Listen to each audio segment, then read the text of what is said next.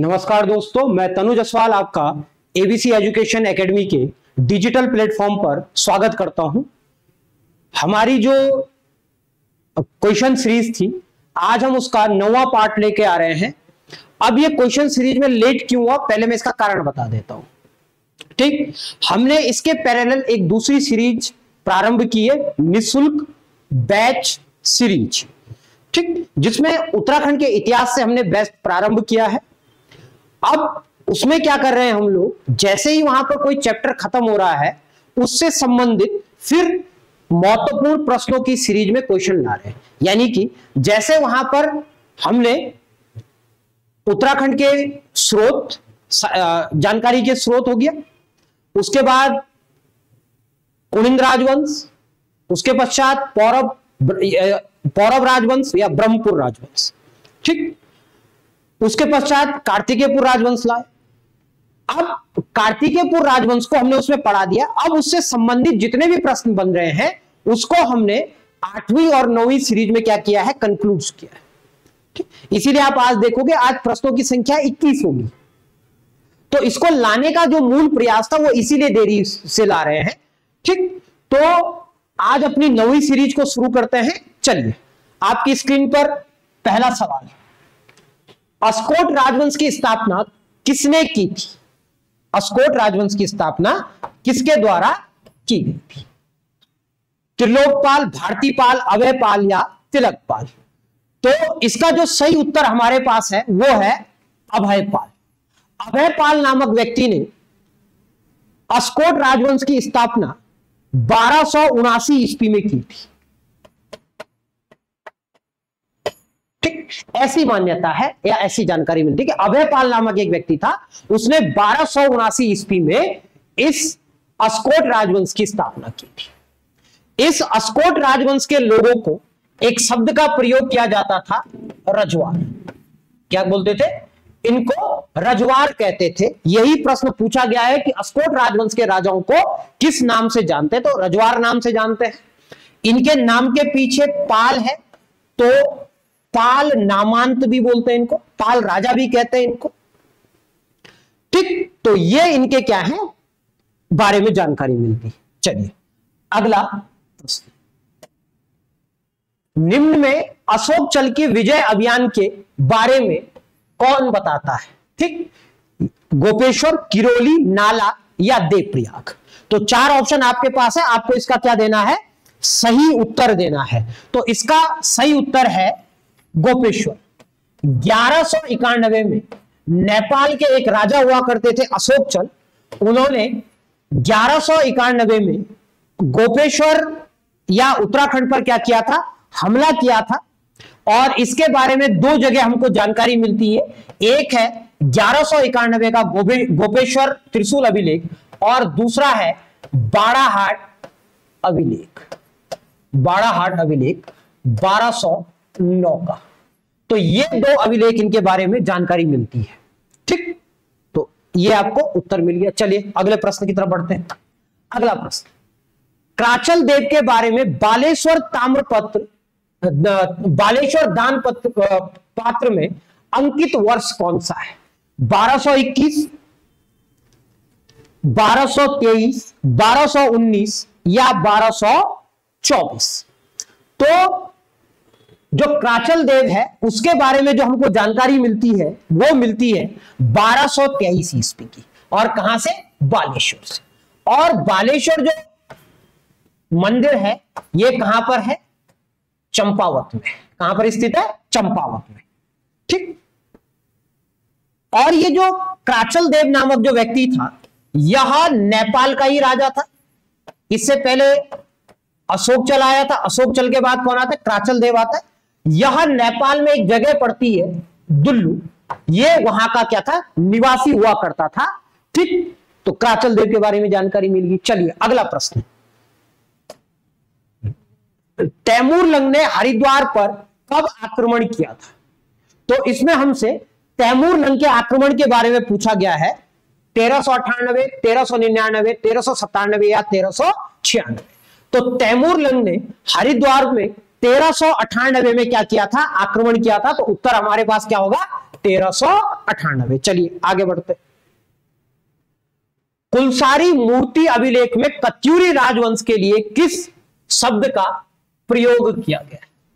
तो कन्यापुरी, कात्यूर, कत्यूरी या कार्तिकेयपुर, निम्न में से कौन सा शब्द का प्रयोग किया गया?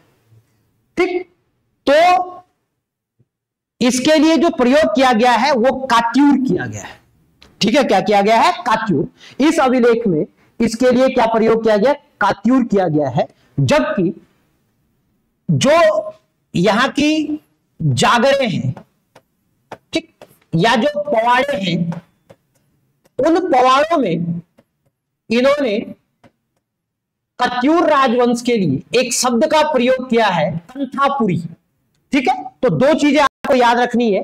कात्यूर का प्रयोग कहां हुआ है? कुलसारी मूर्ति अभिलेख में, जबकि जागर या पवाड़ों में इसके लिए कंथापुरी शब्द का प्रयोग किया गया है। चलिए अगले प्रश्न की तरफ बढ़ते हैं। द्वाराहाट के गुज्जर देवाल मंदिर बनाने वाला शासक गुज्जर देव कौन सी कत्यूरियों की कौन सी शाखा का राजा था? तो जो गुज्जर देवाल जो मंदिर है वह कत्यूरी शैली का एक प्रसिद्ध मंदिर है और यह द्वाराहाट में है। यहां पर गुज्जर देवाल के साथ ध्वज मंदिर भी है। तो अक्सर प्रश्न यही पूछता है। तो यहां पर देखते हैं इस मंदिर का निर्माण करने वाले राजा किस वंश के थे? अस्कोर, पाली पछाऊ, वैजनाथ या गौरेव। तो जो हमारा द्वाराहाट क्षेत्र आता है वो पाली पछाऊ के क्षेत्र में आता है। तो इसलिए क्या होगा? कत्यूरी की पाली पछाऊ शाखा, और यह वर्तमान के अल्मोड़ा के यानी कि द्वाराहाट वर्तमान में अल्मोड़ा जनपद में आता है। और द्वाराहाट को उत्तराखंड में मंदिरों की नगरी के नाम से भी जाना जाता है। ठीक है, यहां पर ध्वज मंदिर है और कई इस प्रकार के अन्य प्रमुख मंदिर भी है। चलिए अगले प्रश्न की तरफ बढ़ते हैं। रानी बाग के पास किस कत्यूरी शासक ने तुर्कों को पराजित किया था? कहां पर? रानी बाग के पास। तो ऑप्शन है प्रीतम देव, धामदेव, वीरम देव या रतन देव। तो जल्दी से उत्तर बताते। इसका जो उत्तर होगा वो होगा प्रीतम देव। तो प्रीतम देव नामक व्यक्ति ने या प्रीतम देव नामक जो राजा था उसने क्या किया था? तुर्कों को पराजित किया था। इस प्रीतम देव को राय पिथौरा भी कहते हैं। क्या कहते हैं? राय पिथौरा भी कहते हैं। यानी कि जो पिथौरागढ़ का किला है या पिथौरागढ़ जो शहर है उसकी स्थापना का जो श्रेय जाता है वो किसको जाता है? प्रीतम देव को जाता है। एक दूसरा इंपॉर्टेंट फैक्ट इनसे क्या है? इनकी जो धर्म पत्नी है उसका नाम था जिया रानी। क्या नाम है? जिया रानी। जिया रानी के नाम पर कुमाऊं में एक जगह बसाई गई है जिसको रानी बाग कहते हैं। क्या कहते हैं उसको? रानी बाग। इस रानी बाग में एक मेला भी लगता है और जिसको हम क्या कहते हैं? रानी बाग का मेला कहते हैं। ठीक। दूसरा, जिया रानी के बारे में एक और जानकारी है। इनको कुमाऊं की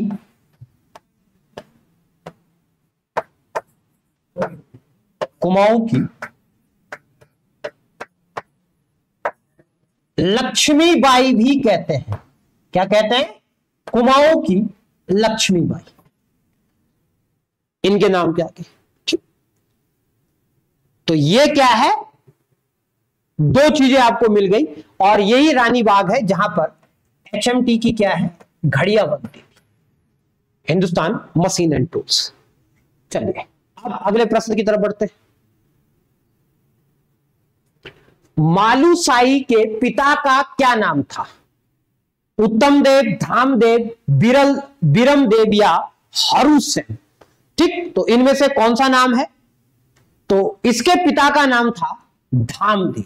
क्या नाम है? धामदेव। राजा धामदेव क्या थे? मालूशाही के पिता थे। अब ये मालूशाही कौन थे? तो उत्तराखंड में जो अमर प्रेम कहानी है राजूला मालुसाई, राजूला मालुसाई।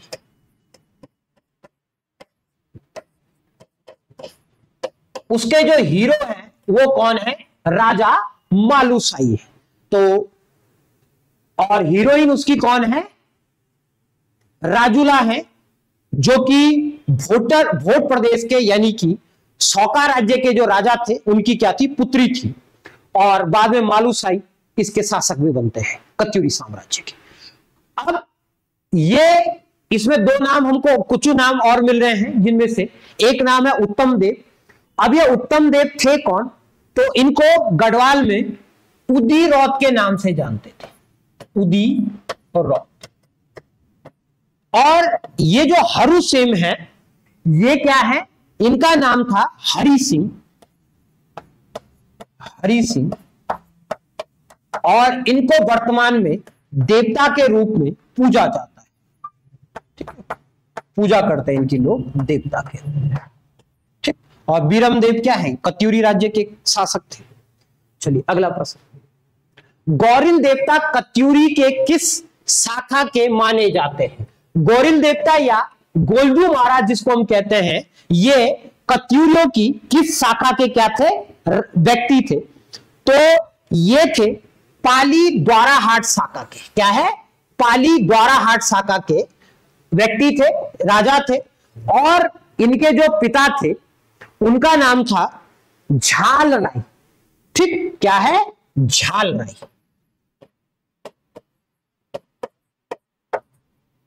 झाल राय इनके पिता थे। और इनका जो मूल स्थान है वो है चंपावत का गौरिल चौड़,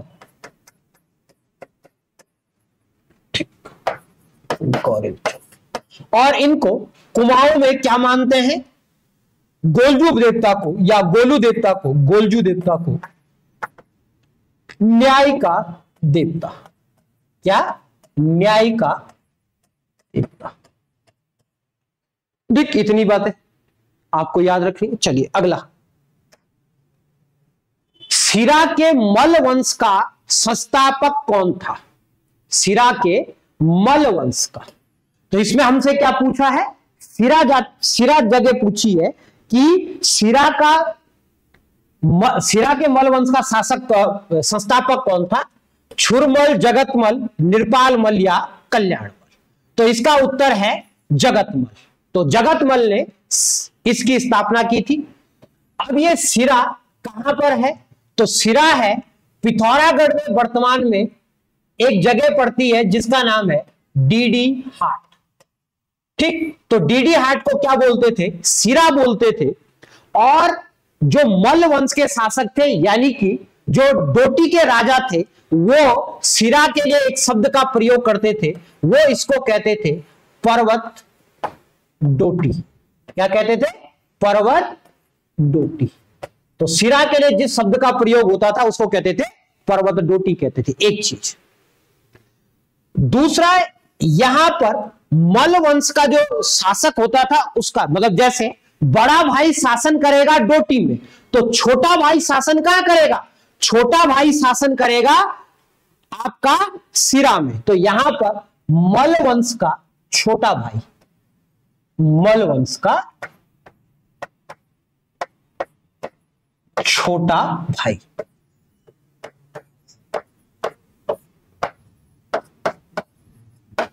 मल वंश का छोटा भाई क्या करता था? यहां पर शासन करता था। चलिए अगले प्रश्न की तरफ। सोर के बम राज्य का प्रथम शासक किसे माना जाता है?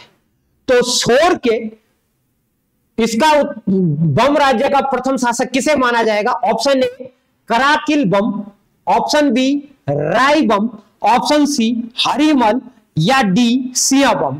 तो इसका उत्तर होगा कराकिल बम। अब सोर किसको बोलते हैं?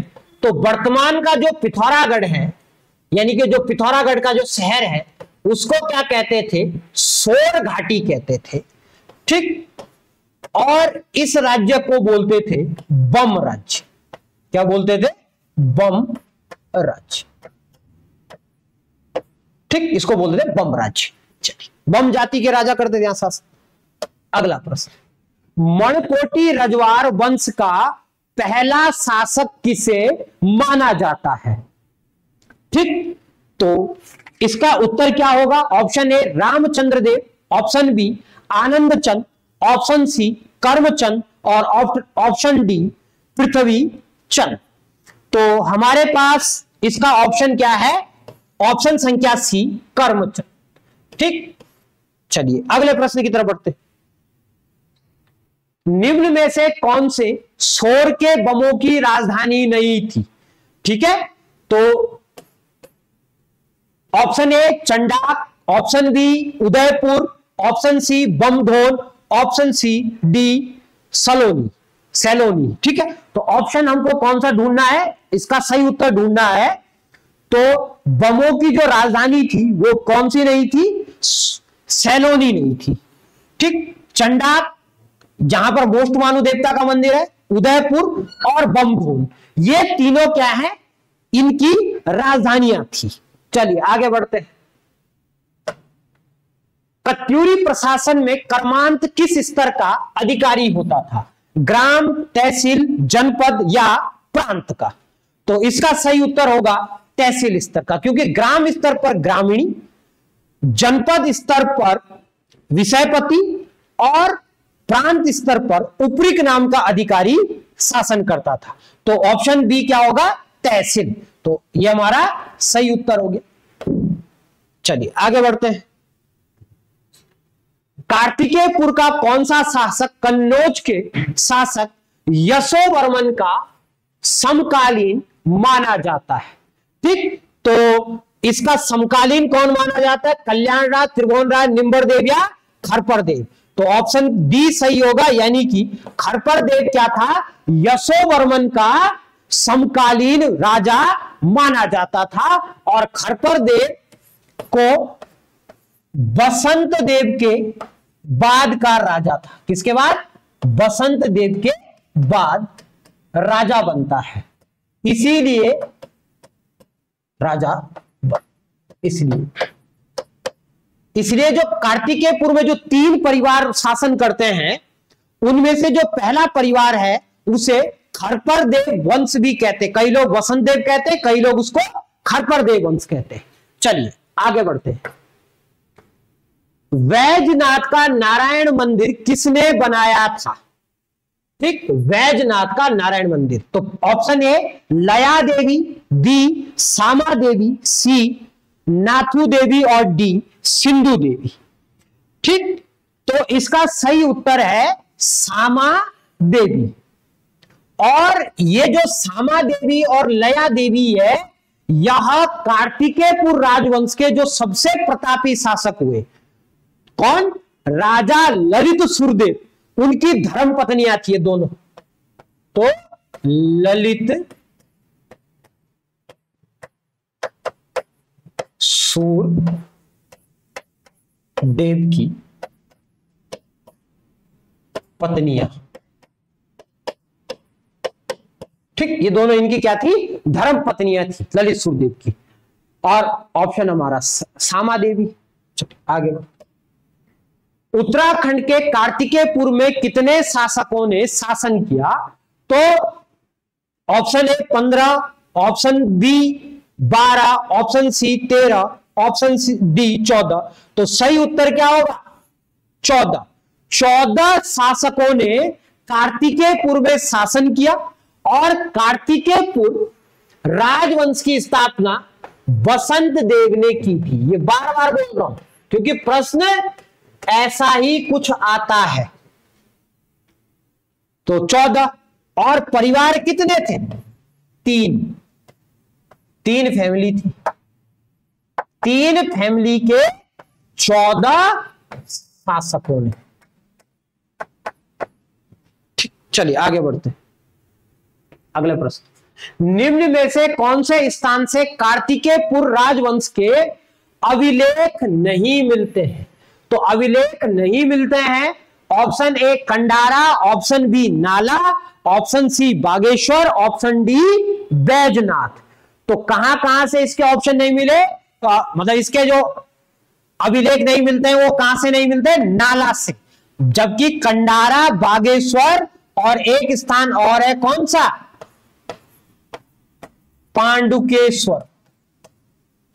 ठीक है, एक स्थान कौन सा? पांडु। तो कंडारा, बागेश्वर, बैजनाथ और पांडुकेश्वर, इन 4 जगहों से हमको क्या मिले हैं? इनके अभिलेख मिले हैं, जिनकी टोटल संख्या वर्तमान में 9 बताई जाती है। ठीक है, इनकी संख्या कितनी है? 9। और याद रखना, इनके अभिलेखों की जो लिपि है वो कौन सी है?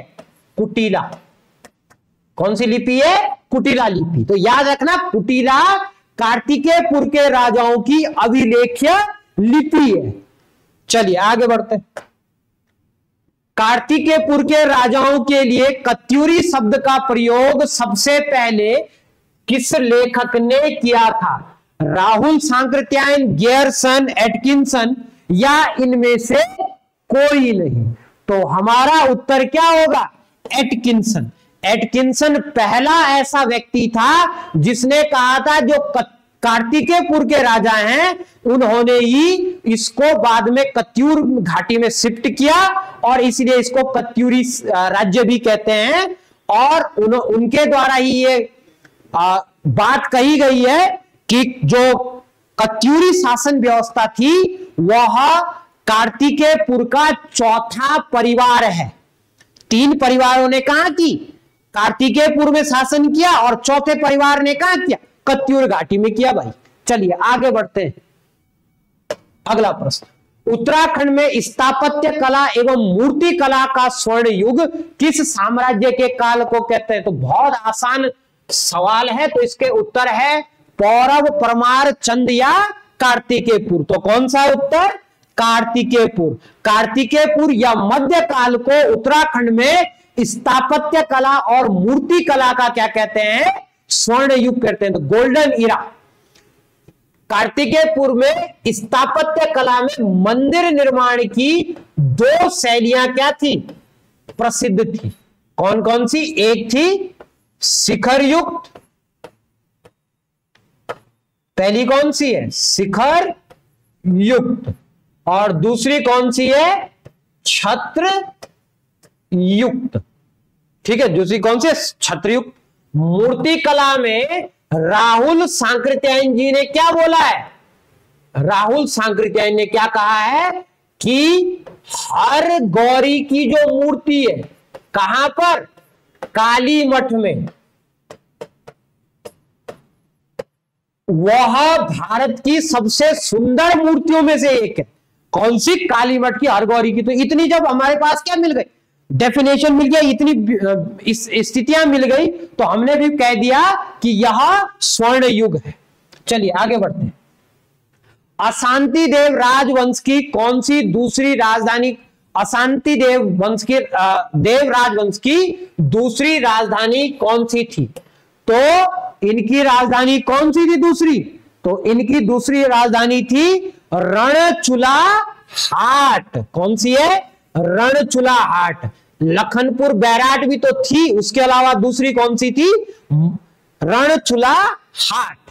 ठीक, तो इसी के साथ ही हमारा जो कार्तिकेयपुर राजवंश है वह समाप्त होता है। ठीक, और अगली जो वीडियो होगी हमारी प्रश्न सीरीज की, वह चंद वंश के समाप्त होने के बाद आएगी। ठीक, तो पहली जानकारी ये थी। दूसरा, आप चैनल को लाइक कीजिए, सब्सक्राइब कीजिए और कमेंट कीजिए। और YouTube पे एक घंटी का बटन आता है, उसको ऑन करना ना भूलिएगा, क्योंकि जैसे ही हम नई वीडियो डालेंगे वह घंटी आपको तुरंत सूचना दे देगी कि भाई अब वीडियो आ गई है, अब अध्ययन करना प्रारंभ कर दे भाई। ठीक, तो ये आपके लिए क्या थी? महत्वपूर्ण सूचना थी। घर पे रहिए, स्वस्थ रहिए, मस्त रहिए और पढ़ते रहिए। ठीक, धन्यवाद।